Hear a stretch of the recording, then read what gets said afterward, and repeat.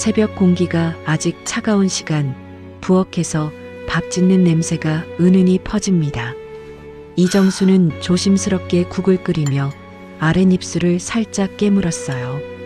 아들이나 며느리가 깨지 않게 조용히 움직이는 게 이제는 습관이 되었죠. 밥솥에 김이 피어오르자 그녀는 국간장을 덜어 맛을 봅니다. 조금 짜다고 생각하면서도 다시 손에 힘을 줘 간을 맞췄어요. 누군가를 위해 정성껏 차리는 밥상은 여전히 그녀의 하루를 시작하게 합니다. 거실 쪽에서 인기척이 들리자 정수는 허리를 펴고 얼굴을 고쳤습니다. 서연은 창문을 활짝 열며 공기청정기를 돌렸습니다. 곧이어 이 냄새는 언제 사라질까요? 라는 말이 날카롭게 흘러나왔습니다. 정수는 아무 대꾸도 하지 않고 조용히 숟가락을 내려놓았어요. 현우는 침묵 속에서 출근 준비를 하며 고개를 숙였죠. 그는 냉장고에서 단백질 쉐이크를 꺼내 들고 식탁을 지나쳤습니다. 식탁 위에는 김이 나는 밥과 국, 반찬들이 그대로 남아 있었습니다.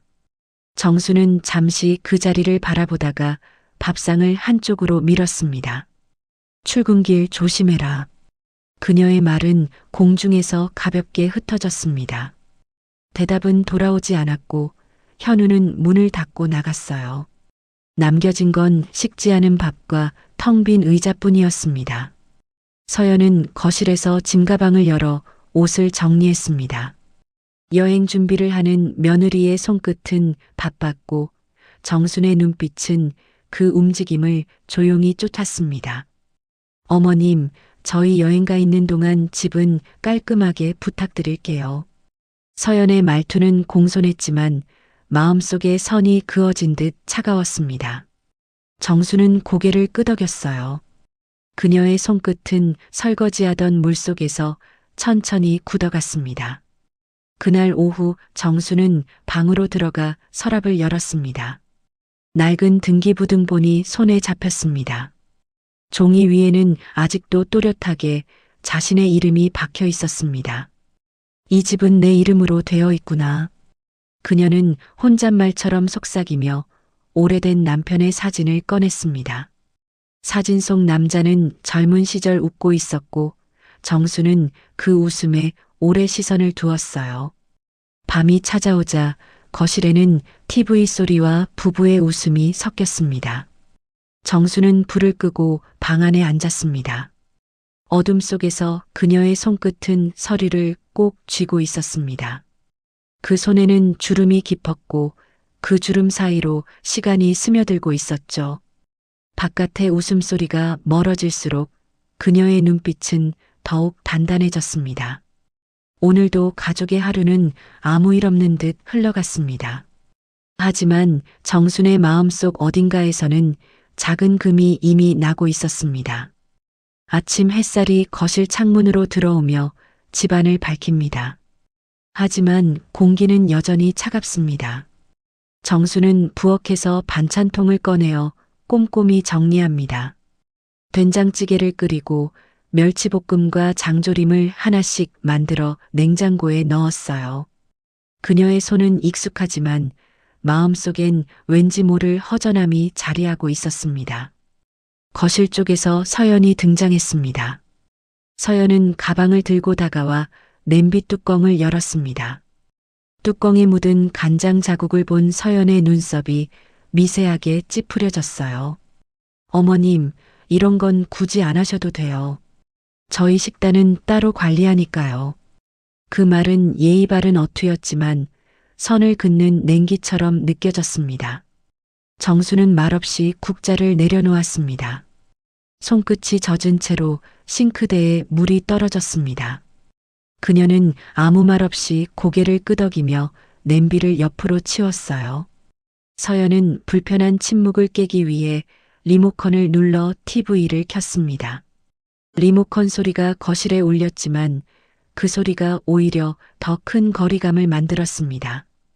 현우는 신발을 정리하며 부부의 눈치를 번갈아 봤습니다. 그는 서연에게 조용히 다가가 여행 일정에 대해 이야기했습니다. 정수는 그들의 대화가 문틈으로 스며드는 것을 들었습니다.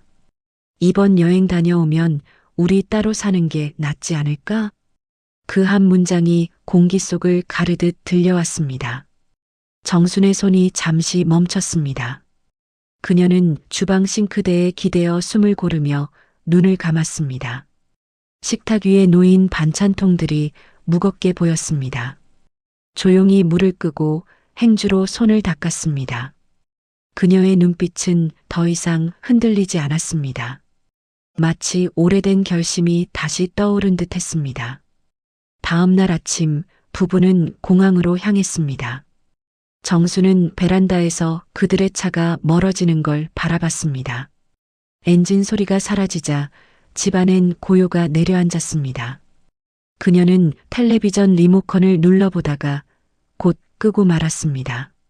냉장고 안에 반찬통을 바라보던 정수는 천천히 등을 돌렸습니다.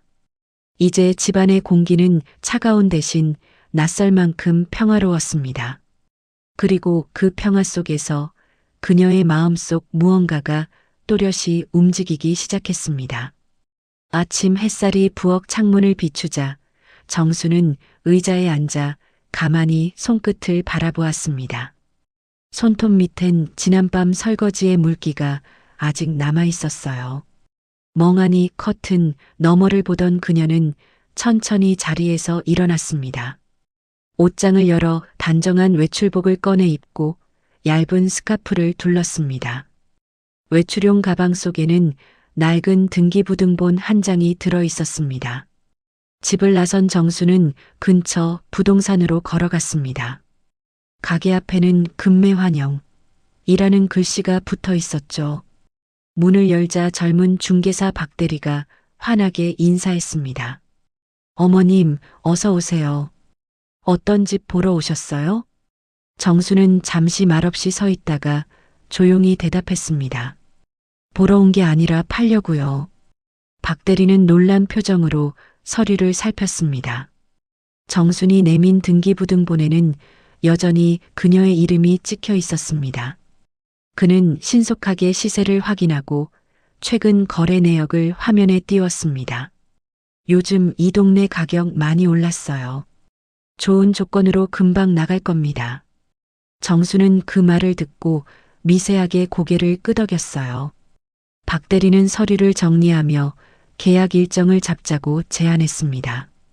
부동산을 나와 시장을 지나던 정수는 발걸음을 잠시 멈췄습니다. 익숙한 국밥집 앞에서 점심 손님들의 웃음소리가 들렸습니다. 그녀는 그 소리를 가만히 들으며 자신이 이 동네에서 보낸 세월을 떠올렸어요. 시장 상인 몇 명이 어머니, 요즘 잘 지내세요? 라며 인사했지만 정수는 미소만 지은 채 천천히 걸음을 옮겼습니다. 그날 저녁 그녀는 아들의 방문을 열었습니다. 책상 위엔 오래된 교과서와 결혼 전 찍은 가족 사진이 놓여 있었습니다.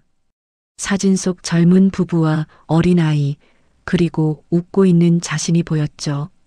정수는 그 사진을 천천히 접어 상자에 넣었습니다. 옷장 문을 열어 남은 옷들을 꺼내고 버릴 것은 큰 비닐봉투에 담았습니다. 버리기 힘든 것들은 한쪽에 쌓아두고 창문을 열었습니다. 밤이 되자 이삿짐 센터 예약 전화를 걸었습니다. 낯선 남자의 목소리가 이사 날짜가 언제세요? 라고 묻자 정수는 잠시 숨을 고르고 대답했습니다. 일주일 후요. 아침 일찍이요.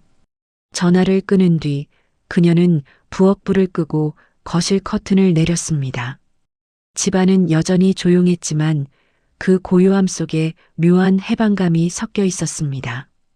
그녀의 시선이 부엌 구석의 등기부등본으로 향했습니다. 이제 그 종이는 더 이상 무겁지 않아 보였습니다.